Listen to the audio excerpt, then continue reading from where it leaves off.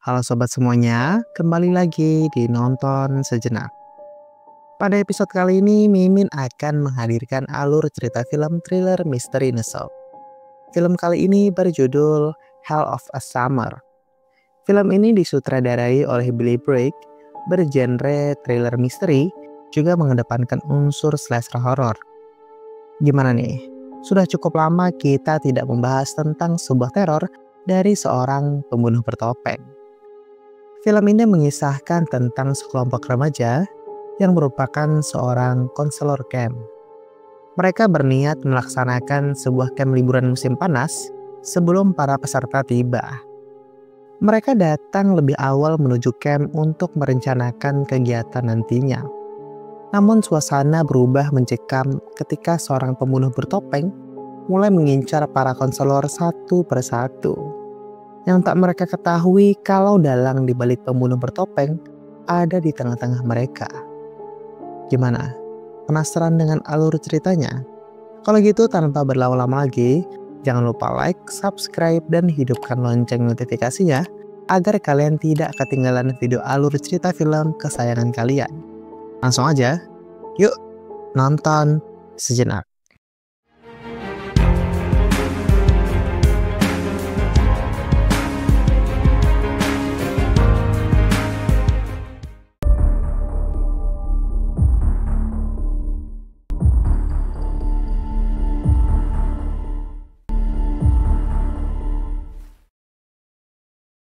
Di awal film kita diperlihatkan oleh sepasang insan yang dengan tenangnya menikmati hangatnya api unggun di malam yang dingin.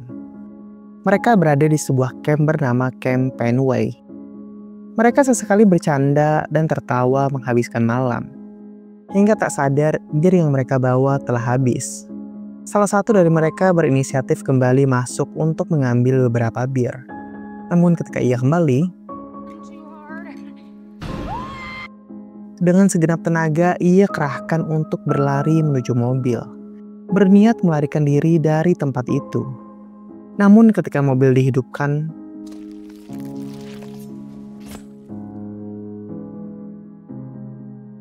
cerita berfokus pada seorang pria yang penuh ceria bernama Jason.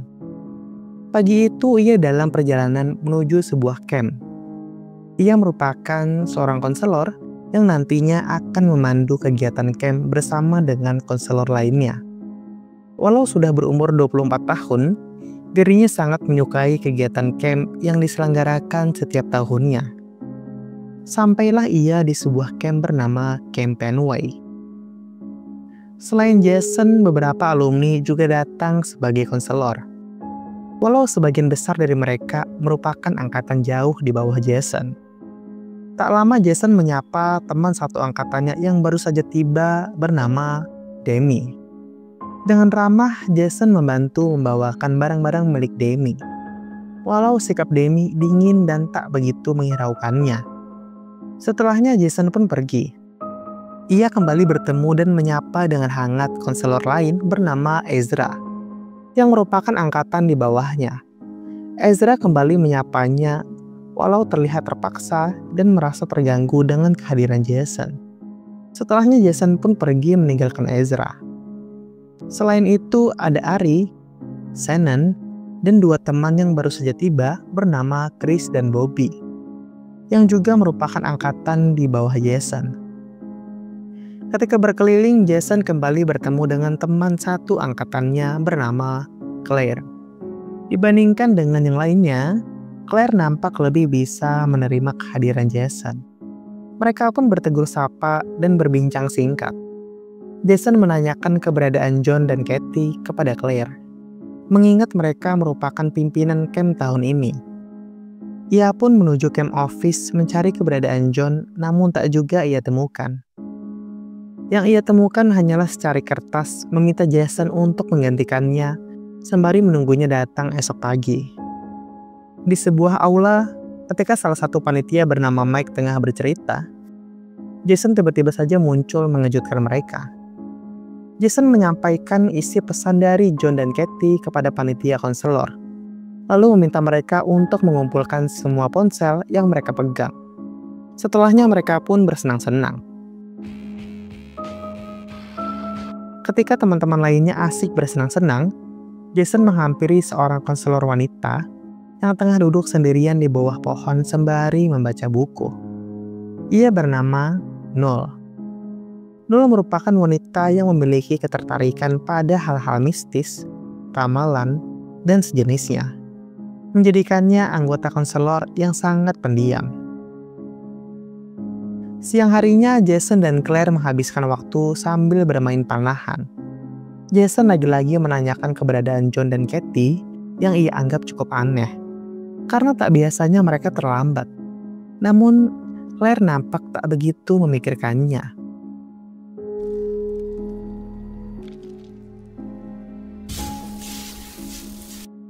Jam makan malam pun tiba. Sebagai kapten yang baik, Jason menyediakan makan untuk mereka semua. Menu kali ini adalah burger. Sayangnya, Miley merupakan seorang vegetarian, membuatnya terpaksa mengasingkan diri dari anggota lainnya. Tak lama Bobby datang menemaninya. Bobby yang jomblo bermaksud mendekati Miley dan melakukan pendekatan dengannya. Walau Miley nampak tak begitu peka lalu pergi meninggalkan Bobby. Bobby yang kesal lalu melempar jauh burger miliknya. Sementara di tempat makan, pertengkaran terjadi antara Ari dan Claire, mempermasalahkan tentang Ari yang alergi terhadap kacang. Beranggapan kalau Claire tidak peka terhadapnya. Tentu Claire tidak terima karena merasa Ari terlalu sensi. Ari yang kesal lalu meninggalkan mereka semua. Malam hari pun tiba. Mereka berkumpul bersama, menikmati api unggun sembari mendengar Mike yang terus bercerita tentang dirinya. Jason muncul dari belakang berniat ingin bergabung dengan mereka. Namun sayangnya tindakannya membuat mereka kesal dan memarahinya. Ia pun pergi meninggalkan mereka. Di kabinnya, Demi terlihat tengah sibuk berdandan. Namun yang tak ia sadari, ada seorang pembunuh bertopeng di belakangnya.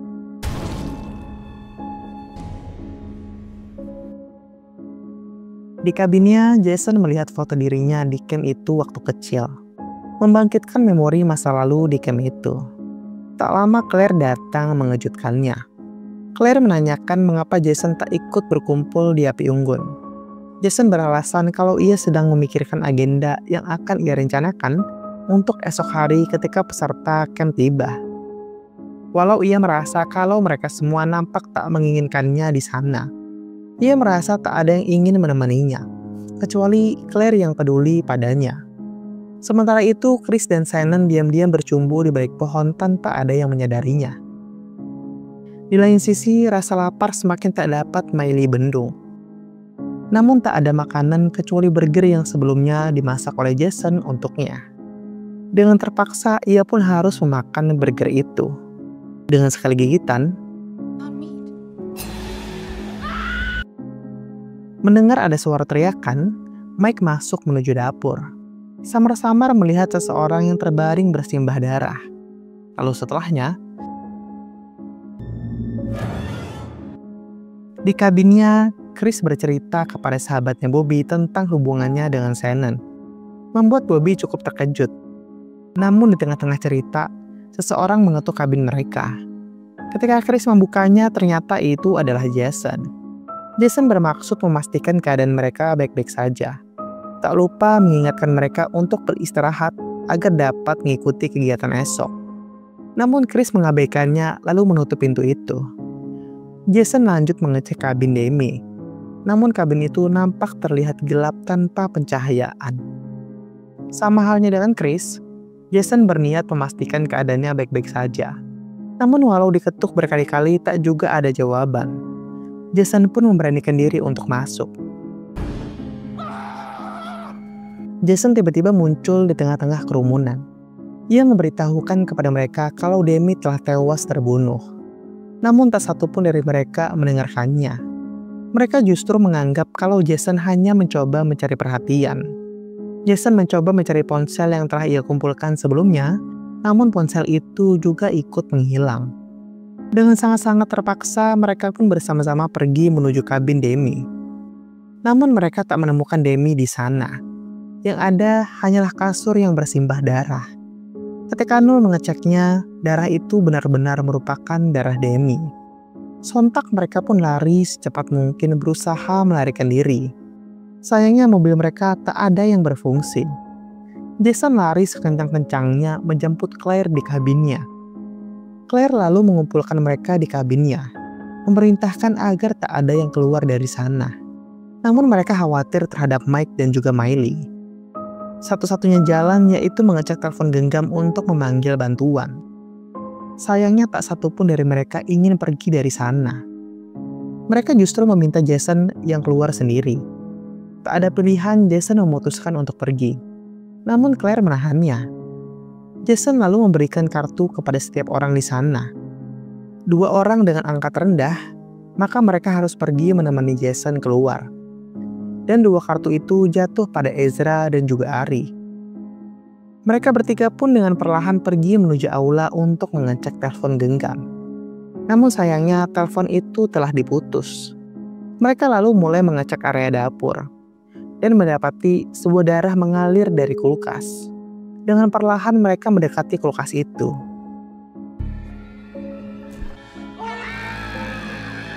Mereka berlari meninggalkan Jason sendiri di sana. Ia teriak sambil berlari menuju kabin Claire. Tak diduga ia tiba lebih dulu dibandingkan Ezra dan juga Ari. Jason mulai menceritakan kondisi Miley kepada mereka semua. Yang dapat mereka lakukan yaitu menunggu Ezra dan juga Ari tiba di kabin itu. 1 jam mulai berlalu namun mereka tak juga datang. Mereka pun berasumsi kalau mereka berdua telah tewas oleh pembunuh bertopeng. Nul memiliki ide untuk memainkan Ouija board guna memanggil arwah mereka. Mereka mulai bergandengan tangan dan berfokus pada ritual. Ezra tiba-tiba muncul mengejutkan mereka, membuat Bobby secara refleks menyemprotkan pepper spray padanya, membuat Ezra untuk sementara waktu tak dapat melihat. Kita diperlihatkan dengan kondisi Ari yang telah tertangkap oleh pembunuh bertopeng. Ari terus berteriak meminta tolong, namun semua usahanya sia-sia. Sepertinya membunuh Ari begitu saja tak cukup bagi pembunuh itu. Pembunuh bertopeng itu membunuh Ari dengan cara paling menyakitkan untuknya. Dan Ari pun tewas seketika. Ezra mulai menceritakan apa yang ia alami sebelumnya. Dirinya mengaku mengetahui identitas di balik pembunuh bertopeng itu. Orang itu merupakan orang yang sangat mereka kenal. Dan orang itu adalah Jason. What? Tanpa aba-aba, mereka pun dengan paksa menahan Jason. Jason terus berontak berkata kalau bukan dialah pelakunya. Claire juga turut membela Jason. Namun tak satupun dari mereka mau mendengarkan pembelaan dari Jason. Ezra terus meyakinkan mereka dengan statement bodohnya. Mereka mulai mengikat Jason di kasur, lalu berniat akan menyiksanya. Sementara Bobby ditugaskan menjaga Jason agar ia tidak kabur. Ketika mereka sibuk mencari barang untuk menyiksa Jason, Claire diam-diam mengambil hydrant. Dengan cepat Claire melepaskan semua ikatan yang menjerat Jason. Sayangnya ketika ia akan kabur, rencana mereka diketahui oleh anggota lainnya. Jason dan Claire berlari masuk semakin dalam ke hutan, membuatnya berhasil melarikan diri. Mereka mulai berdiskusi menyusun rencana untuk menangkap Jason. Akan tetapi Bobby meragukan itu. Jika Jason adalah pembunuhnya, maka seharusnya ia telah tewas dihabisi oleh Jason ketika pingsan. Namun lagi-lagi semua, terutama Ezra, terus menyangkalnya. Yang dapat mereka lakukan hanyalah menunggu John dan Kathy tiba esok hari. Sementara Jason dan Claire terus masuk semakin dalam ke hutan. Jason terus-menerus mengkhawatirkan anggota lainnya, takut hal buruk terjadi kepada mereka. Setelah berjalan cukup jauh, mereka memutuskan untuk beristirahat sejenak di bawah pohon yang rindang. Dari kejauhan, samar-samar Claire melihat sesuatu. Ketika mereka mendekatinya, mereka menemukan jasad John dan Kathy. 2 pasangan yang menjadi korban pertama di awal ternyata merupakan John dan Kathy. Membenarkan keanehan dan kecurigaan Jason selama ini, Claire mengajak Jason untuk segera pergi dari sana. Dengan berat hati Jason menolak. Jason menyadari kalau kematian John dan Katie berarti tak akan ada yang dapat menyelamatkan teman-temannya saat ini. Sementara mereka tak tahu kalau John dan Katie telah lama tewas. Jason meminta Claire untuk melarikan diri dari sana sementara ia akan menyelamatkan teman-temannya saat ini. Jason memberikan gelang dari Claire yang ia simpan selama ini, lalu dengan berat hati melangkah pergi. Noel memasuki sebuah ruangan berniat mencari ponsel mereka yang disembunyikan oleh si pembunuh.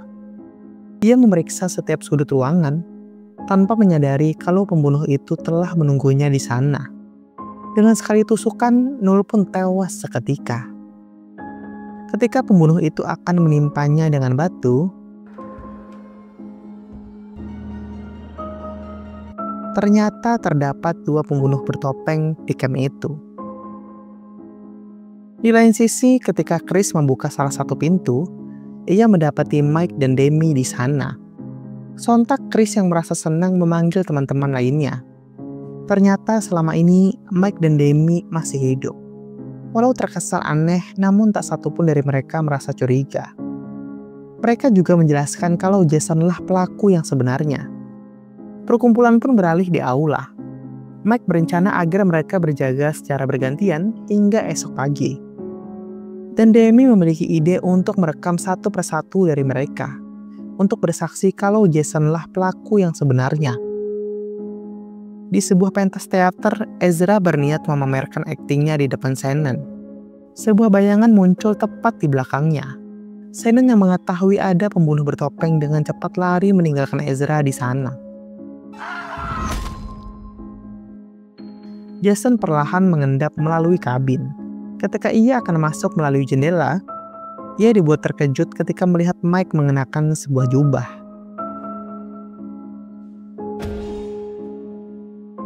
Dari kejauhan, Chris mendengar teriakan dari Shannon.